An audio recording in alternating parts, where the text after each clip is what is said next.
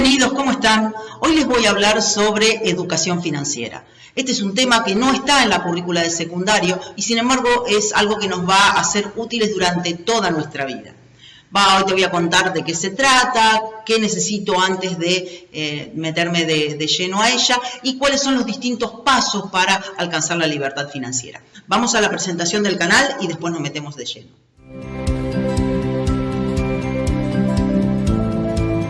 Empiezo definiendo la educación financiera como un proceso por el cual yo logro administrar de manera inteligente mi dinero, nuestro dinero, para conseguir un objetivo último que será el de la libertad financiera.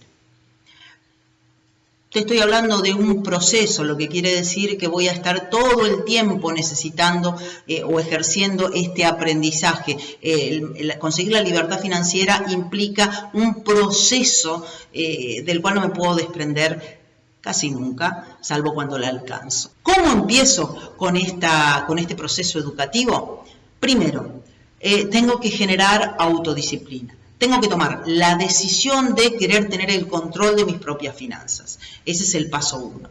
Para poder tener esta autodisciplina, tengo que establecer dos elementos. Primero, tengo que decidirme a ahorrar un porcentaje determinado de mis ingresos. Suponiendo que yo sea un empleado en relación de dependencia, tengo un ingreso X, yo tengo que preestablecer un porcentaje y apenas cobro, antes de empezar a gastar, tengo que separar un porcentaje determinado. Segundo elemento muy importante, cómo transformar ese ahorro en inversión. Y esto te requiere, obviamente, este punto es el más interesante y es el que más vamos a necesitar profundizar en sucesivos videos. Y cuando hablamos de ahorro e inversión, tenemos que saber que el ahorro se transforma en inversión cuando me genera ingresos pasivos. ¿Y qué es un ingreso pasivo? Es cuando yo obtengo o genero, o mi patrimonio genera algún tipo de renta que hace que a mí me entre dinero sin yo hacer ninguna actividad concreta.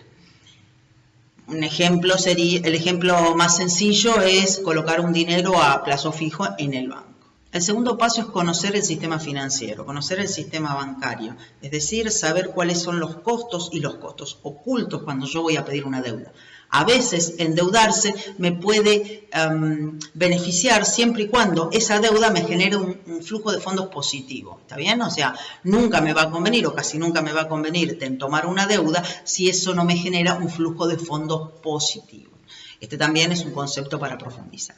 Y el tercer elemento y el más difícil de saber para conseguir esta libertad financiera es cuánto dinero es suficiente para mí para poder alcanzar mis objetivos materiales o mis objetivos en la vida. Definir cuánto es suficiente, qué es lo suficiente. Este es el punto más filosófico y más difícil de definir. Vamos a definir, o te voy a también dar en esta forma que tengo yo bastante pedagógica, la maestra Ciruela, de dar las clases, 3 niveles, siguiendo a Tony Robbins, el gurú norteamericano que habla sobre independencia y hacerte cargo de tu propia vida. Vamos a definir 3 niveles de libertad financiera. La primera es la seguridad financiera. ¿Qué es la seguridad financiera? Es cuando vos tenés un dinero ahorrado que equivale a entre 6 y 12 meses de tus gastos, ¿sí?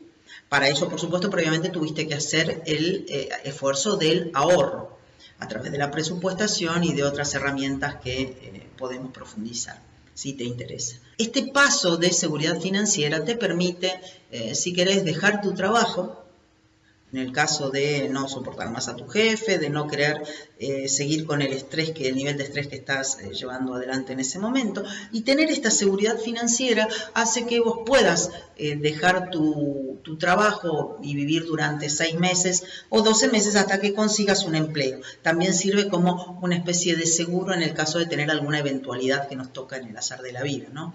El segundo paso es conseguir la independencia.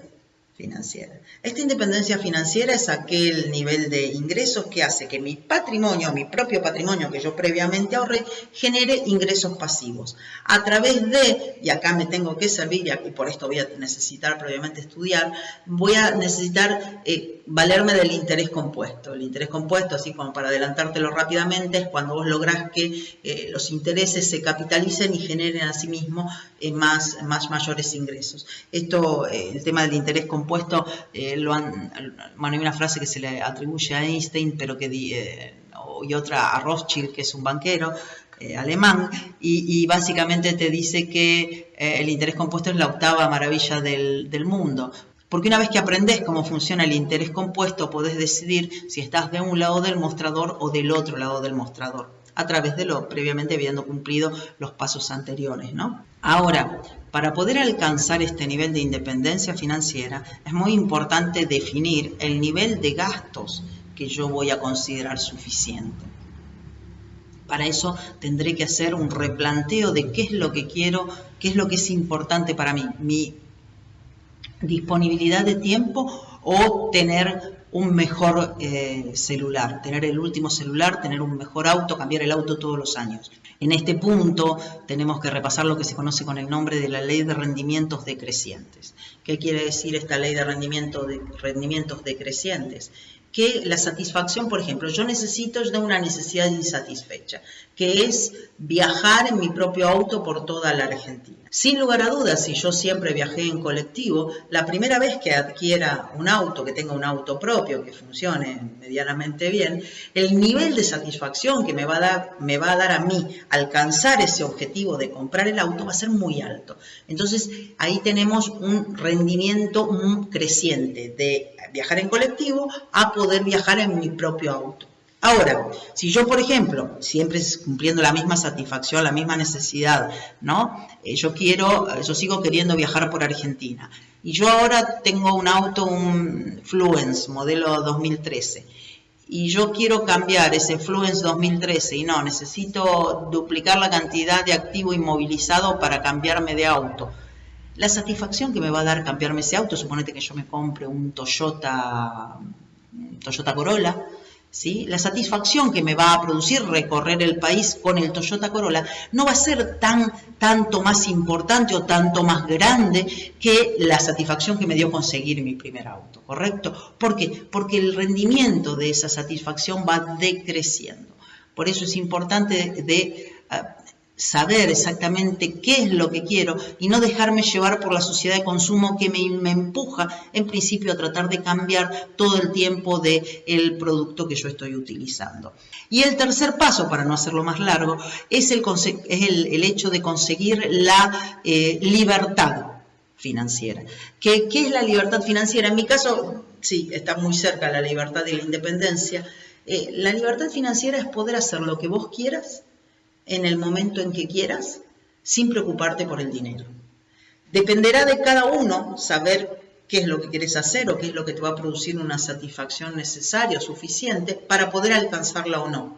Obtener esta libertad financiera probablemente sea más un camino que un objetivo que podamos llegar a conseguir palpablemente. Sin embargo, nos va a permitir seguramente salir de este camino de la rata al que hace referencia en su juego Cash Flow Robert Kiyosaki, cuando te dice salir de este recorrido de la sociedad de consumo que nos hace gastar más o muchas veces gastar más dinero del que nos entra y endeudarnos para favorecer a terceros y perjudicarnos nosotros mismos.